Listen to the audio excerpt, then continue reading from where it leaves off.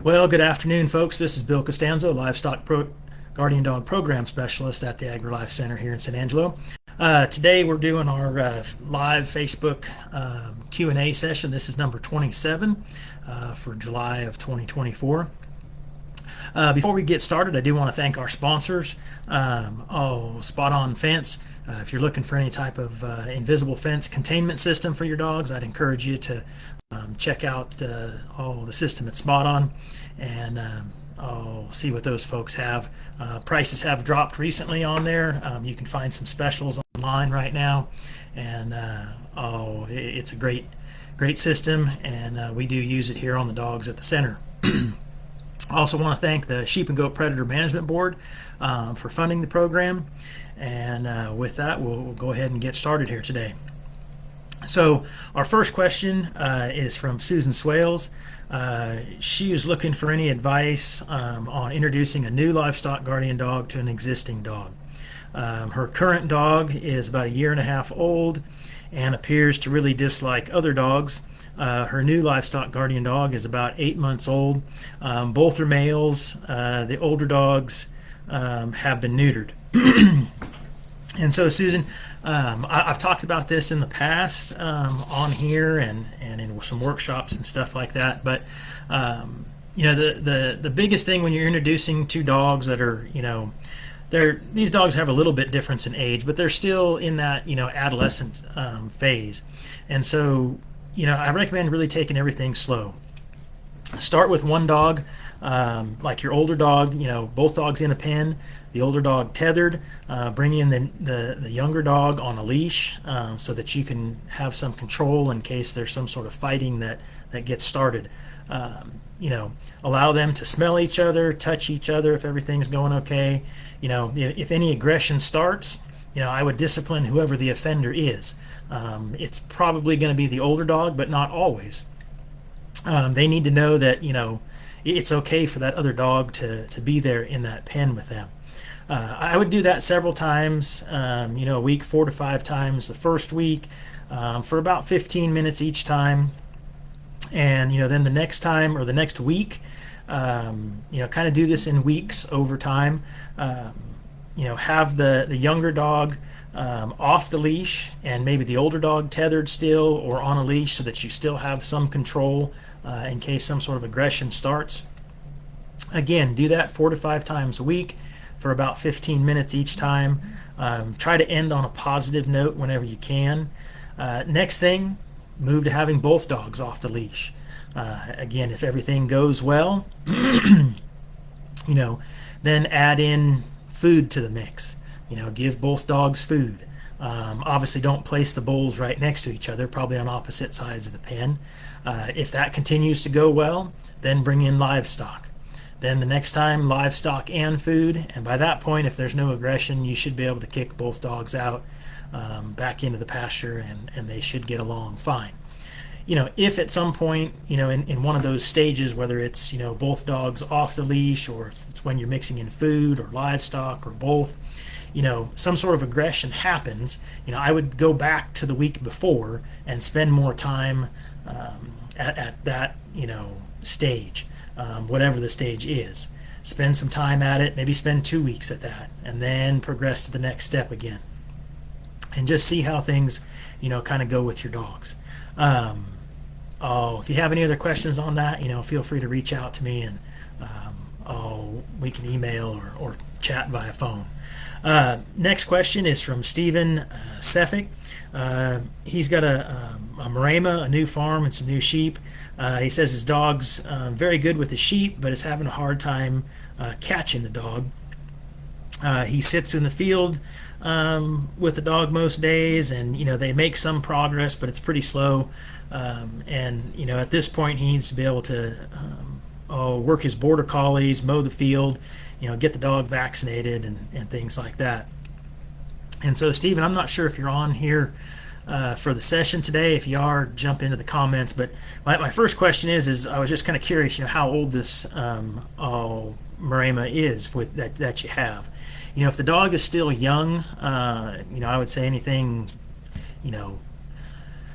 12 months or younger, I would try to spend as much time as you can with that dog, so that you can try and help socialize them. If there's some sort of a treat that he, has a lot of value in, whether it's a milk bone or a hot dog or a pepperoni treat or whatever it is, if there's something that dog really likes, I would always make sure that every time you go out that you have plenty of those treats, in hand.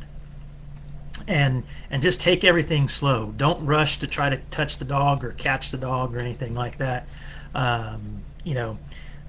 Sitting in the field is a good thing. You want to definitely look, non-aggressive towards the dog. You want the dog to be able to just come over to you real slowly and easily, and so that they don't, have any fear of you. Once you get to that point, if you can hold out your hand and the dog's taking a treat from your hand, then you can just kind of start, bringing the treat closer and closer to you, so that, as the dog's, taking the whatever the treat is with one hand, then you can start reaching out with your other hand and trying to pet the dog. Just don't make the mistake of trying to grab them too soon, because it will set you back, probably a week or more. So anyway, it's definitely important to socialize your dog.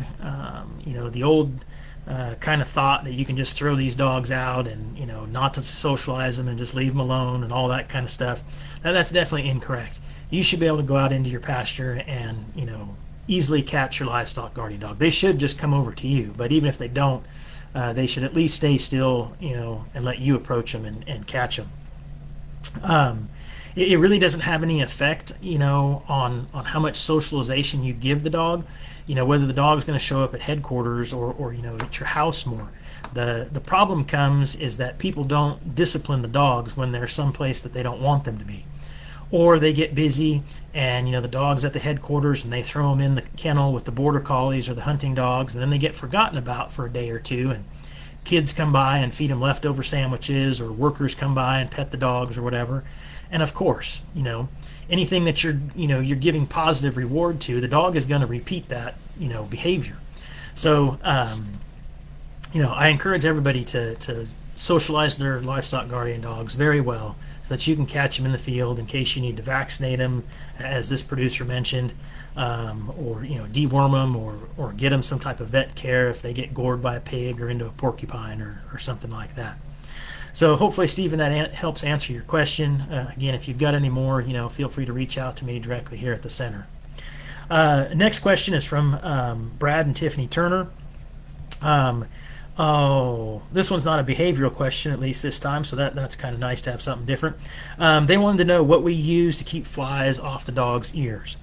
Summer is always a tough time, especially for your short-haired guard dogs.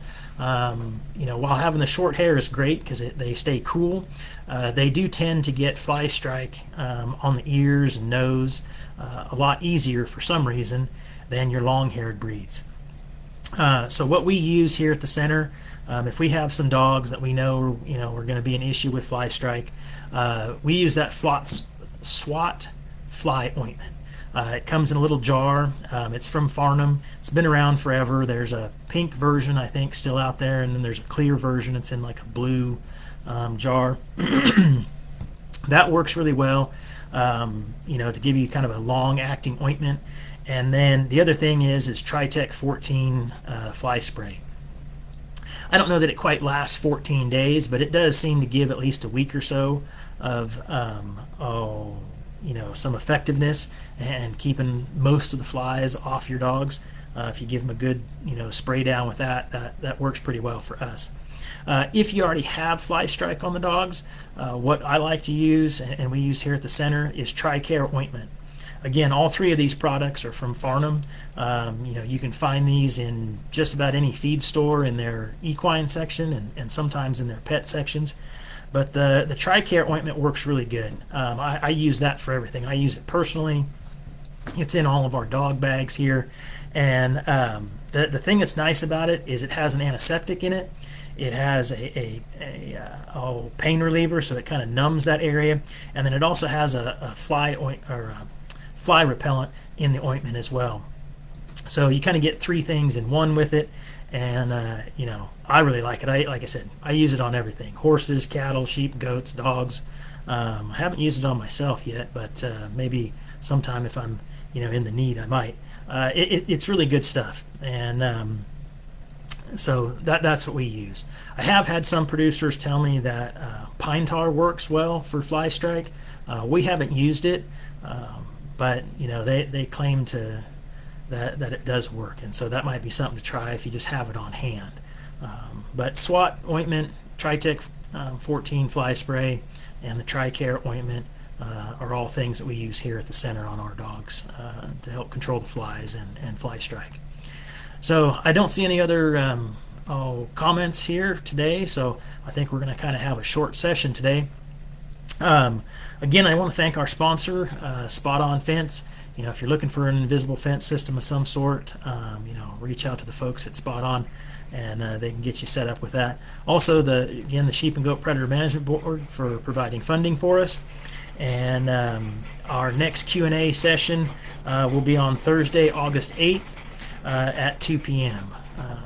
So this month and next month, it's been on the second Thursday, kind of because I've had some conflicts with some other things. But hopefully after August, we'll get back to the first Thursday of the month again. So we'll see you August 8th at 2 o'clock. If you have any other questions, feel free to reach out to me here at the AgriLife Center. Thank you very much for watching.